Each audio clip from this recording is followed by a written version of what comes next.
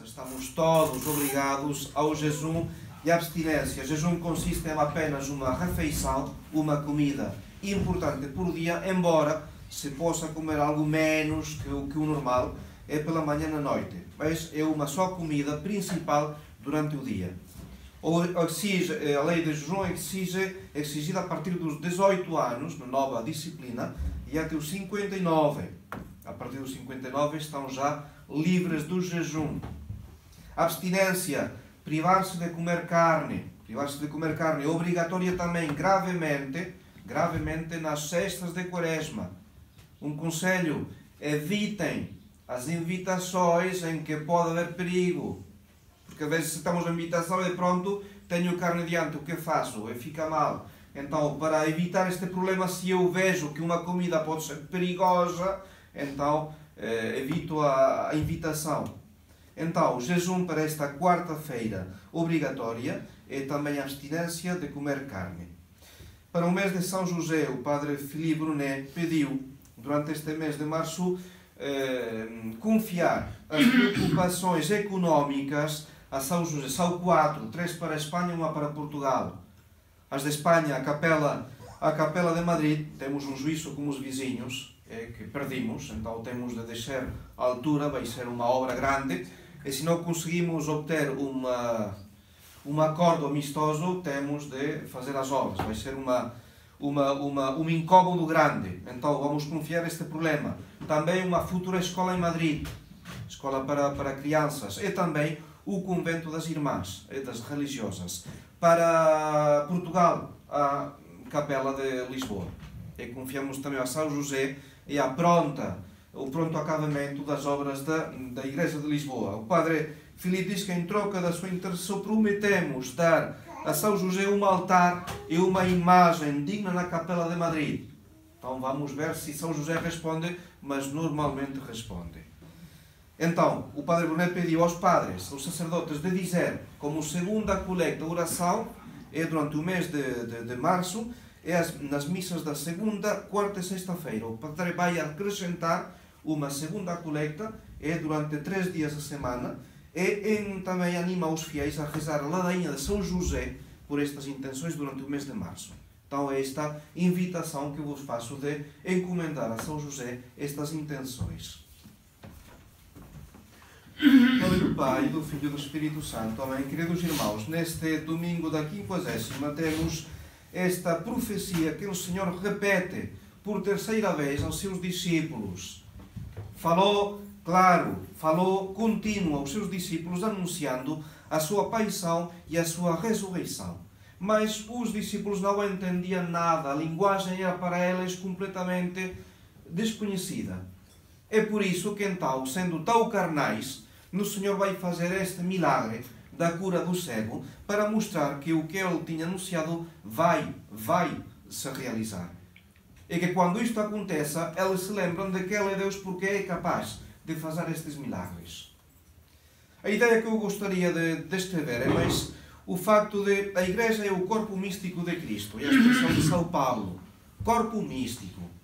Isto é, corpo está formado por membros. Místico está a seguir o exemplo da vida de Cristo. A Igreja misticamente segue os mesmos passos, os mesmos sofrimentos também do que Cristo. Cristo teve perseguidores? Sim, teve. Quem faz? Herodes, os escribas, os fariseus foram os seus inimigos. A Igreja tem inimigos? Sim, tem inimigos. Os imperadores romanos, um Lutero, um Marx, os comunistas, os socialistas, os maçons, têm inimigos. Muda o nome, muda o tempo, mas o essencial é a luta contra o cristianismo. Não queremos que ela reine sobre nós. Nesta luta contra a Igreja entra também o modernismo, condenado já nos tempos de São Pio X e que reaparece com força nos tempos de Pio XII. Aqueles que foram condenados no tempo de Pio XII são autoridade durante o concílio, impõem a sua doutrina. E hoje temos uma Roma que faz o trabalho dos inimigos da Igreja, que favorece o trabalho dos inimigos da Igreja. Roma que, pouco a pouco, quer reformar a própria Roma. e que a converte numa sorte de protestantismo. Sim, não violento, não agressivo, não revolucionário, mas num protestantismo ortodoxo, eu diria, é gradual. Não se trata de negar um dogma em particular, não. É uma conceição, é uma nova fé. Isto se mostra todos os dias. Tivemos já o mês passado, nos Emirados Árabes, o Papa teve um encontro interreligioso com os muçulmanos. Ele diz que declarou que a liberdade é um direito de cada pessoa. Liberdade de credo, de pensamento, de expressão e de ação. O padre Paleani fez um comunicado, no dia 24, um comunicado da Casa Geral, a dizer que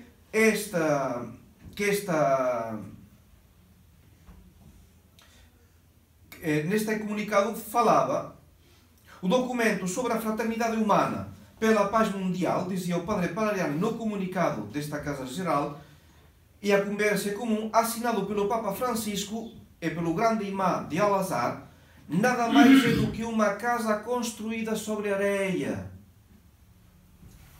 E não apenas isso, é também uma impiedade que despreza o primeiro mandamento e que faz dizer à sabedoria de Deus, encarnada em Jesus Cristo, que morreu por nós na cruz, que o pluralismo, são palavras do Papa, que o pluralismo e as diversidades das religiões são uma sapiente vontade divina. Seria Deus que teria decidido esta diversidade mesmo de religiões. Estaria na vontade de Deus que haja diversas religiões. Então vemos como Roma está a lutar contra Roma. Ficaremos chocados diante desta situação? Não. A Igreja já resistiu tantas e tantas provas. E vai resistir esta também. Vai sair vitoriosa desta prova. Há uma coisa que chama-me muito a atenção, de pensar simplesmente no estado da Igreja nos tempos de Nosso Senhor. O que é que o Senhor conheceu durante a sua vida? Qual era a Igreja que Nosso Senhor teve de afrontar durante a sua vida? E vemos que, por uma parte, temos os fariseus. Os fariseus que acreditavam que, para agradar a Deus, tinham-se de observar os mínimos detalhes da lei. Era a materialidade da lei contra o coração sincero e arrependido. Eram fechados, eram duros, eram inflexíveis em detalhes. Faziam da lei de Israel um peso que, dirá São Pedro, nem nós, nem os nossos pais podemos suportar. E Nosso Senhor, quantas vezes acusou os fariseus de serem falsos, de viver uma religiosidade de aparências. Ai de vós, escribas e fariseus hipócritas, porque sois semelhantes aos sepulcros callados, que por fora se mostram belos, mas interiormente estão cheios de ossos de mortos e de toda imundícia. Assim também vós, exteriormente pareceis justos aos homens, mas por dentro estáis cheios de hipocrisia e de iniquidade. Por um lado, os fariseus. Por outro lado, os saduceus. A elite religiosa de sacerdotes que controlavam tudo o que acontecia no templo. Tinham mais preocupação pela política que pela religião. Os saduceus, atenção, não acreditavam. Os saduceus, os sumos sacerdotes, o que era a aristocracia sacerdotal, não acreditavam na ressurreição dos mortos. Não acreditavam nos anjos. Pensavam que a alma morria como o corpo. Não acreditavam na vida depois desta morte. Não acreditavam. Eram nas autoridades, na Igreja de Israel. E São Paulo vai aproveitar a ocasião. Quando foi detido depois da terceira viagem, quando chegou a Jerusalém, foi acusado de ter introduzido no templo pagãos, o qual era falso. São Paulo vai aproveitar o facto de ser acusado por um sinédrio composto de fariseus e saduceus. Não se entendiam entre si. E São Paulo vai dizer: irmãos, eu sou fariseu, filho de fariseus, por causa da minha esperança na ressurreição dos mortos, é que sou julgado. Espertalhau São Paulo. Pus o mau ambiente entre eles a tal ponto que o tribuno teve de deixar a prender São Paulo, porque senão ficava totalmente despedaçado por eles. Tal foi o alboroto que formou São Paulo de propósito. Mas isto mostra a outra parte da Igreja de Israel, os saduceus. Não acreditavam na vida depois da morte. E o Papa de então, quem era? Caifás. Ambição, nepotismo, tirania, violência eram características das famílias aristocráticas judaicas salientes. Caifás, que era o genro de Anás, era astuto, era sagaz. E ainda que não fosse pelos relatos bíblicos, só o facto dos romanos o deixarem permanecer no cargo por 18 anos já mostra que ele era manipulador e engenhoso. E foi Caifás, o Papa da Igreja do Templo de Nosso Senhor, quem, depois da ressurreição de Lázaro, condenou Nosso Senhor: convém que morra um só homem pelo povo e que não venha a perecer toda a nação. E foi ele quem o condenou. Blasfemou. Que necessidade mais temos de testemunhas? Eis que ouvistes agora a blasfémia. Então, concretamente, o meio em que o Senhor teve de mexer era uma igreja que não era ideal. E a pena, o castigo por seguir o Senhor, a excomunicação. Ficavam excomungados e se seguiam o Senhor. E o vemos no episódio da cura do cego de nascimento, onde os judeus não acreditam que ele fosse cego de nascimento, chamam os pais e perguntam aos pais: mas este é o vosso filho? Ele era cego? E como é que agora curou? Sabemos que este é o nosso filho e que nasceu cego, respondem os pais. Mas como agora vê, o que lhe tenha aberto os olhos, não sabemos. Tem idade, já tem idade. Perguntai-o a ele mesmo, e ele falará por si mesmo. E disse ao João: seus pais disseram isto porque temiam os judeus, porquanto já os judeus tinham resolvido que se alguém confessasse ser ele o Cristo, fosse expulso da sinagoga. Então, como dizer, a Igreja atravessa grandes provas durante a sua existência. Para nós temos, eu diria, duas maneiras de reagir diante desta prova atual, que é a nossa. Primeiro, guardar a fé, o bom combate, tal como o Senhor Lefebvre nos ensinou. Guardar esta claridade no meio de tanta confusão que o modernismo está a impor no seio da Igreja. Nós aderimos de todo o coração a Roma católica, a Roma eterna, mestra de sabedoria e de verdade. Pelo contrário, negamos-nos e sempre nos temos negado a seguir a Roma de tendência neomodernista e neoprotestante que se manifestou claramente no Concílio Vaticano II e depois do Concílio em todas as reformas que dele surgiram. Reformas que contribuíram e continuam contribuindo para a demolição da Igreja. Então, com respeito ao modernismo, ter esta claridade de ideias. Mas há um segundo aspecto que também é importante. Manter o bom combate, sim, manter o bom combate, mas ao mesmo tempo temos a epístola de hoje, a caridade. E temos de praticar a caridade. Não basta com ter uma fé tão grande que pudesse deslocar as montanhas.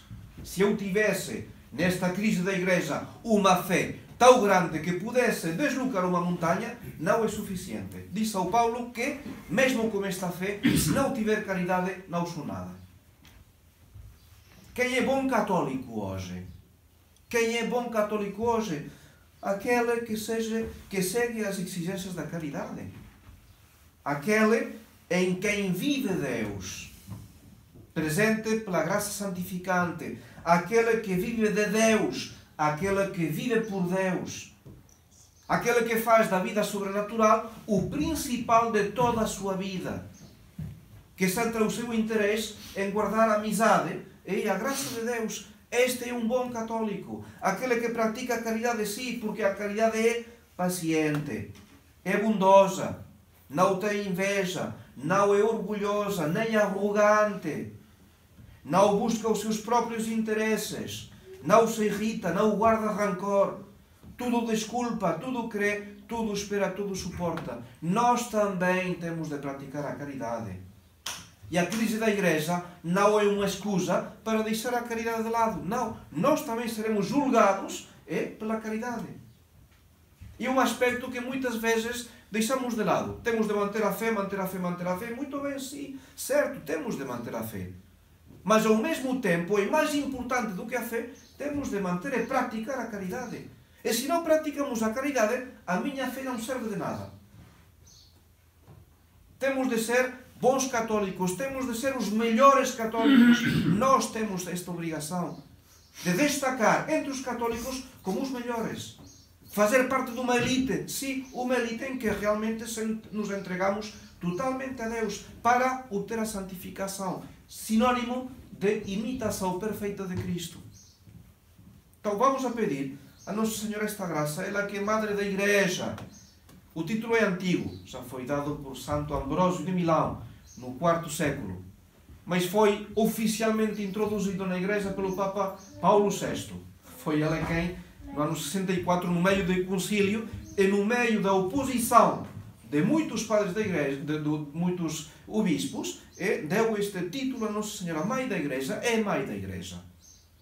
Primeiro porque é o membro mais digno, mais excelente, destaca Nossa Senhora, e a melhor entre todas, a obra-prima saída das mãos de Deus. E depois porque também é mãe da cabeça, é mãe também de todos os membros, mãe do corpo místico de Cristo, mãe de todos os fiéis. Diz São Luís Maria Grignon de Montfort que seria uma monstruosidade que aquela que deu à luz a cabeça não fosse também mãe dos outros membros. Seria uma monstruosidade. Não pode existir. Maria é mãe de Deus, é mãe também de todos os membros deste corpo que é a Igreja. Então é a Nossa Senhora que vamos confiar este tempo de Quaresma que vai começar. Praticar a caridade quer dizer esforçarmos. Esforçarmos em quê? Eu diria duas coisas. Primeiro, na oração. Quanto é que rezamos? E como é que rezamos? Posso rezar mais? Vamos tentar no tempo de Quaresma. Às vezes não é uma questão de quantidade, é uma questão de qualidade. Se esse terço que eu rezo todos os dias é um desastre, vou tentar simplesmente de rezar bem o meu terço de todos os dias. Não faz falta mais. Mas que este propósito seja sério. Vou tentar realmente que este terço saia do meu coração, não dos lábios. Que saia do meu coração, que seja uma oferta a Nossa Senhora. Então eu diria, neste tempo de Quaresma, um esforço na oração. Temos de rezar mais, temos de rezar melhor. Um esforço também na penitência. Pensemos já no que vamos oferecer a Deus. Não esperemos a que o tempo da Quaresma tenha passado, não. Antes da quarta-feira, quais são os propósitos, as resoluções que eu vou pessoalmente, concretamente oferecer a Deus. Na oração, na penitência, qual é a penitência que eu vou oferecer a Deus? Penitência não só como sacrifício, pode ser simplesmente lutar contra os nossos defeitos, o meu defeito. Pode ser praticar tal virtude em que eu vejo que teria de fazer um esforço. Como dizer, sejamos concretos, sejamos realistas, o que eu preciso diante de Deus. Isso é que eu vou oferecer a Deus. Mas durante 40 dias, e a sério, com consciência, vamos tentar de avançar na vida espiritual. Aproveitar este tempo que é um tempo de retiro. Pensemos em Nosso Senhor. Afastou-se no deserto durante 40 dias, como se Ele precisasse fazer oração e penitência.